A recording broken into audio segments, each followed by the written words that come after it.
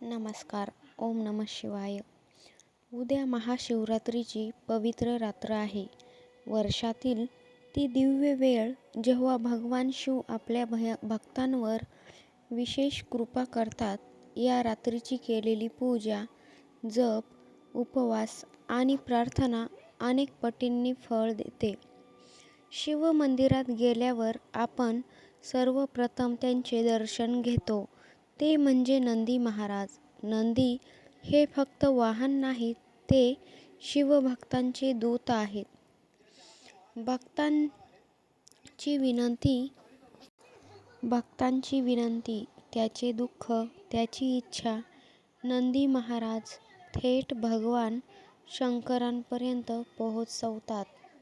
म्हणूनच हजारो वर्षापासून एक परंपरा आहे, नंदीच्या कानात हळूच आपली इच्छा सांगायची.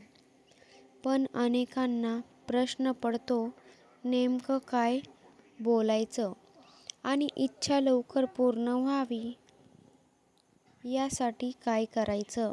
आज याचं गुपित आपण जाणून घेणार आहोत.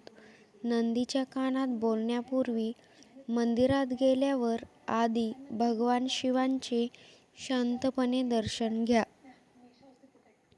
शक्य असेल तर ओम नमः शिवाय हा जप मनातले मनात म्हणत राहा. तुमचं मन शांत करा. राग, मत्सर, नकारात्मक विचार बाजूला ठेवा. कारण नंदी महाराज मनाची भाषा ओळखतात.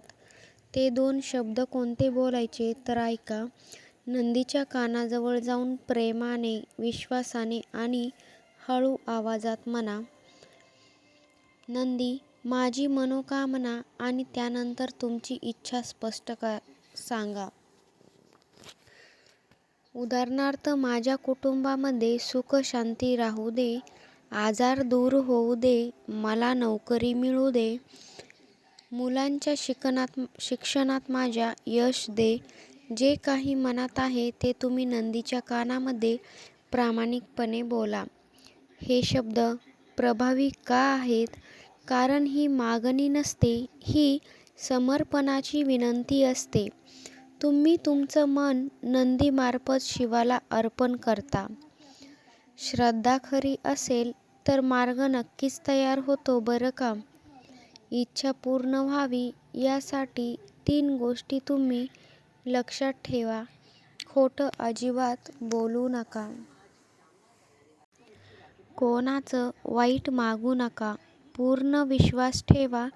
माझं काम झालं आहे.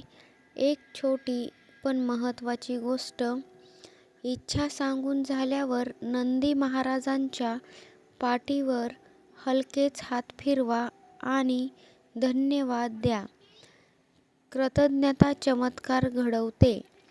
महाशिवरात्रीची रात्र जागून शिवनाम घेतलं आणि नंदीच्या कानात हे 2 शब्द बोलले तर अनेक भक्तांना अद्भुत अनुभव आले आहेत. तुम्हीही उद्या नक्की करून बघा. व्हिडिओ आवडला असेल लाईक करा, शेअर करा, कमेंटमध्ये हर हर महादेव, ओम नमः शिवाय लिहायला विसरू नका. चॅनलवरती नवीन असाल चॅनलला सबस्क्राईब करा आणि आपल्या व्हिडिओला नक्की हाईप द्या. शिवाची कृपा सदैव तुमच्यावरती टिकून राहावी. धन्यवाद.